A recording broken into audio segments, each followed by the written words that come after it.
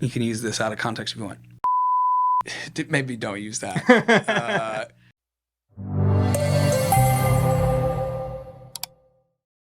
Well, hello and welcome to this week's Midweek Mashup. This is our opportunity for our folks online to connect with our pastors in person. Welcome back. I say that every week, but you're here most weeks. Yeah, it's been a good stretch of me.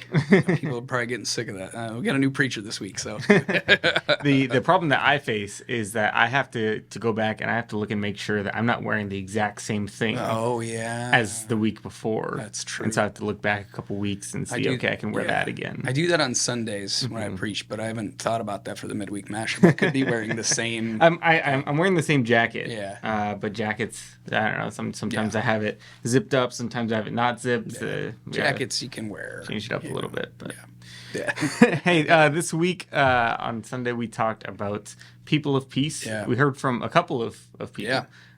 And so we heard from you, we heard from Jennifer, we heard from Benji. Yeah. And we talked about this idea of people of peace, continuing our discipleship pathway series. Yeah. What exactly is a person of peace? Yeah. For someone who may have missed it or maybe just wants the cliff notes. Yeah. Yeah. The passage is Luke 10, and this is where Jesus sends a bunch of his followers out to go and to do a couple of pretty specific things. Like he gives them very clear instructions, and one of the things is to go into a new place, proclaiming the peace of God on that place, that household, whatever, and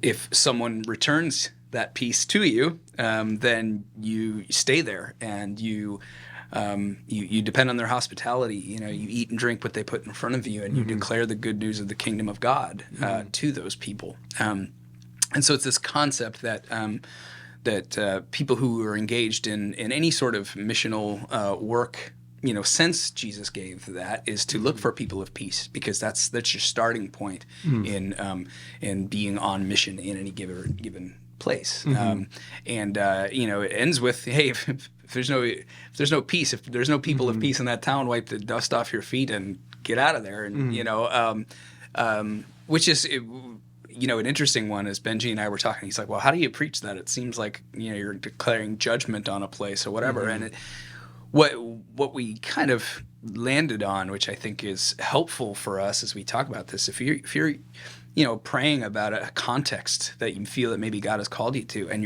there's no people of peace, there's nobody who's willing to engage, what you're saying by looking elsewhere then and going, well, I'm going to go to a different context and look to see what God is doing there.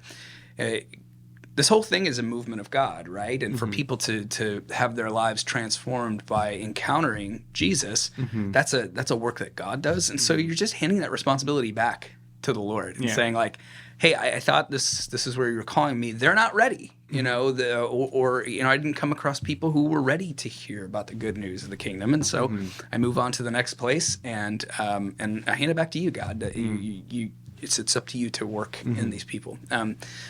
So the idea of people of peace is that we go into these contexts that we feel like God is calling us, and we just look who's open.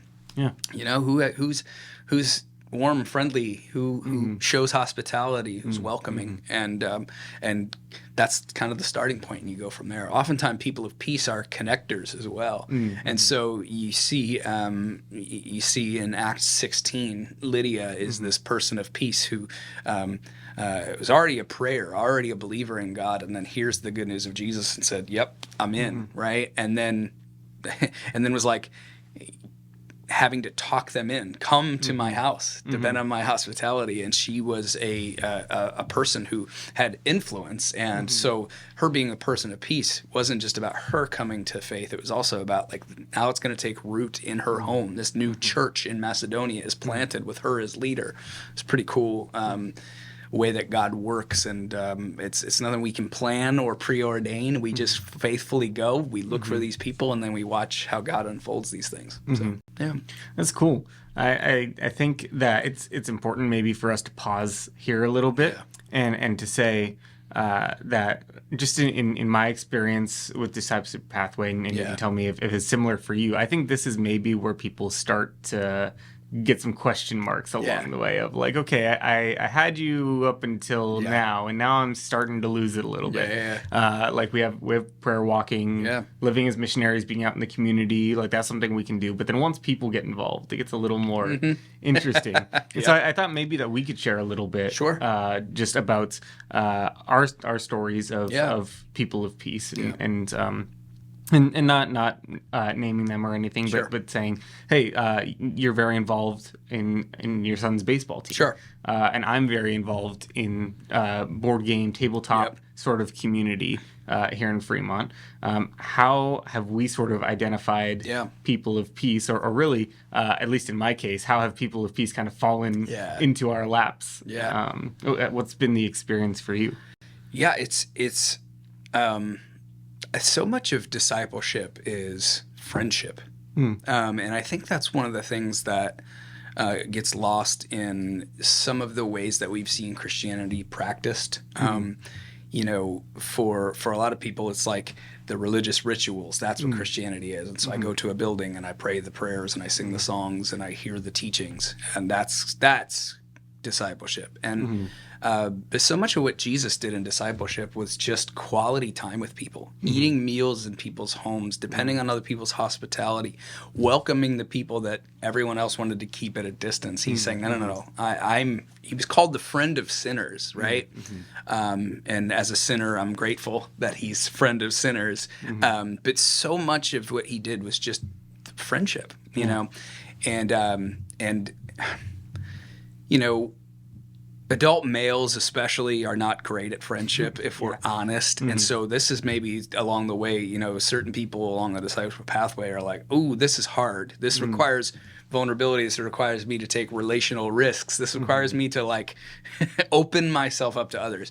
And like that's true. And as we discussed this weekend, Jesus made himself vulnerable.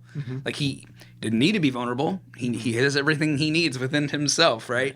But he chose to make himself vulnerable, and that was the path of discipleship that he calls us into. And so for me, like with our baseball team, it's just who's been friendly, who invites us over, who are our friends, you know, and then we're vulnerable to open up our lives and selves and have great conversations. And so that's the simple way of putting it. It may be complex for people who are a little scared of making new friends, but the best part about it is that it's so beneficial to us.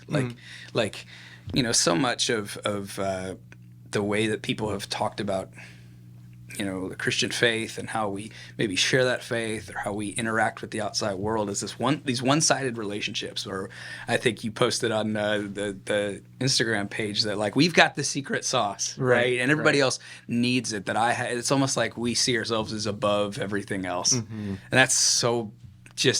It's not even good theology. Like the criteria for being a disciple of Jesus is having the humility to know you need a savior. Right. So so the part of being a Christian is like just saying I don't have it all together. Right. I'm not above anyone. Right.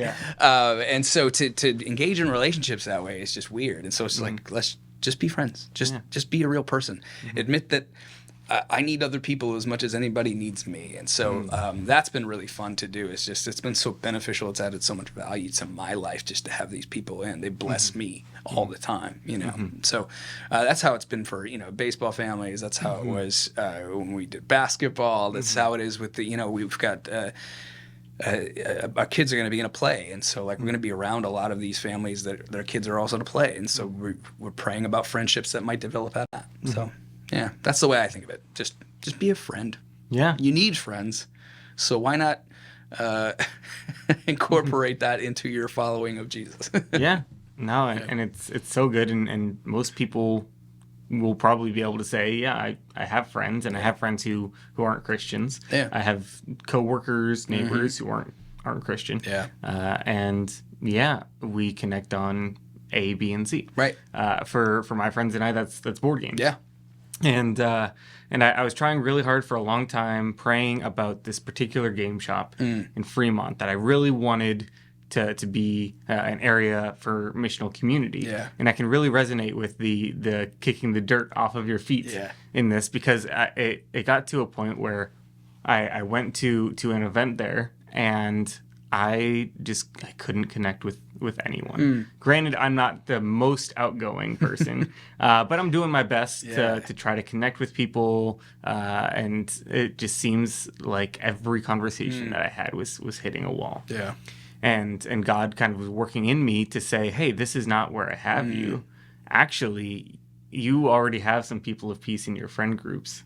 Let's just see who they know. Yeah. And as they invite people to come play board games with you, they're just naturally going to emerge as people of peace. And it really caught me off guard, was really unsuspecting. But in hindsight, makes a lot of sense. Cool. Because I was trying to put myself in these situations in this area that I wasn't routinely in.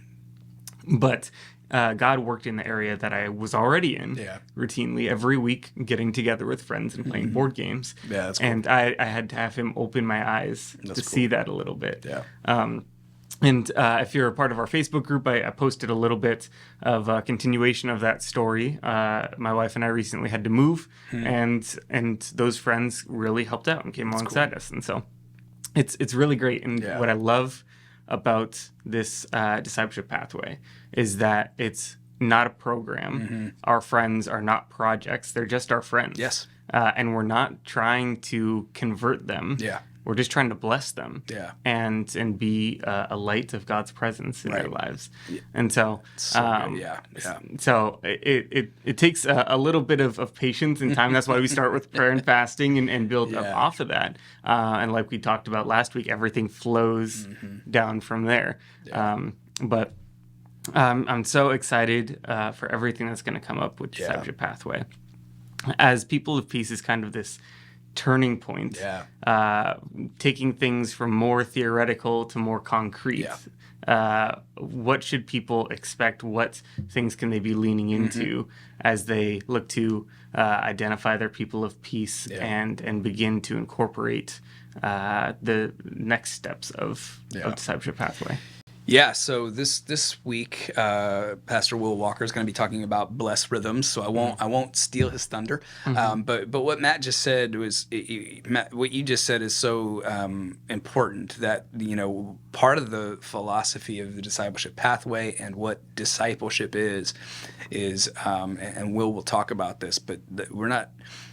Our agenda isn't converting people. It is about blessing people. And if that sounds controversial to you because you've grown up in church or you've done a lot of evangelism training programs and things like that, cool. I'm glad. I want that to be a little bit of a provocation, because you're going to hear more about that this weekend. So come join us or interact with the live stream because it's going to be really good and helpful, I think, for people to unpack that.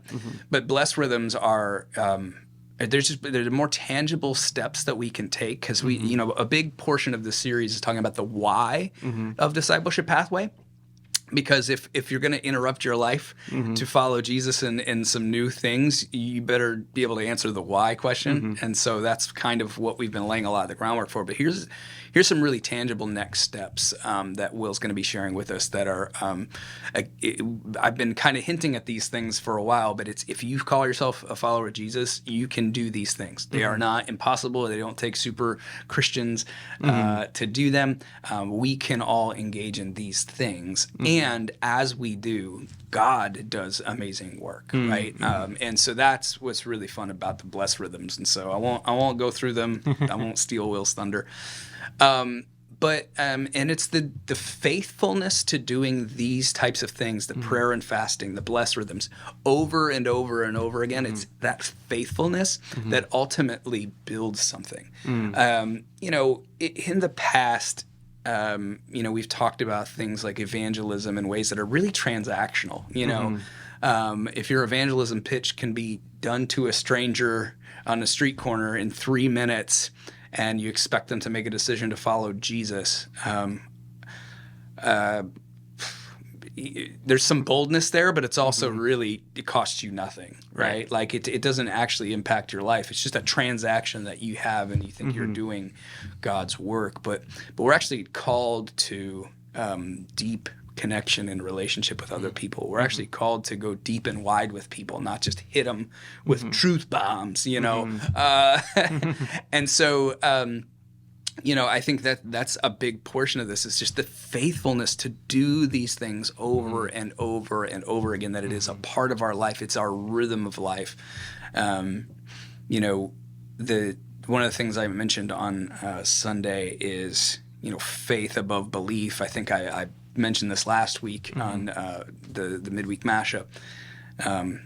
Faith means your life is upended by the truth you believe in. You don't just believe a certain set of doctrines that, saves you and gets you to heaven. No. Discipleship is like, I have faith in Jesus and it has upended my life. It is every aspect of my life is now wrapped up in this. And so that's kind of what we're calling people to. It's a higher bar of engagement, in some churches it's come on Sunday, enjoy the spectacle, feel good about yourself because you got some good Bible teaching and some nice music, and there you did it. You did your Christian duty. Whereas we're saying, hey, actually, the stuff that happens outside of church on Sunday morning is probably way more important in terms of discipleship than what happens here for that hour. And some people will say, sorry, I'd like the easy version better. And we're saying, okay, but as a church, we're going to kind of do this thing that is pretty all-encompassing. We want this to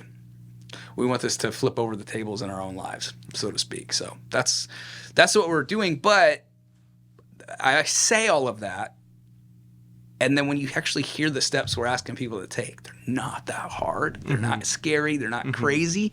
They're doable. It's just about consistently doing them again and again and making it a part of the rhythm of your life. So that's what we've got coming up. That's what we're looking forward to. It's going to be fun. Cool. Yeah. Well, thanks for sitting down with us, and thank you for joining us online. If you would like to hear more from Pastor Eric and from Benji and Jennifer about People of Peace, I will go ahead and throw up a banner linking to that kind of 4-part sermon that you guys all collaborated. Yeah, it was a good on. It was a good little. It was more of a conversation that way, and then instead of a presentation, so it was kind of fun. It was good. It was good. Well, thank you so much for joining us, and we will catch you next week.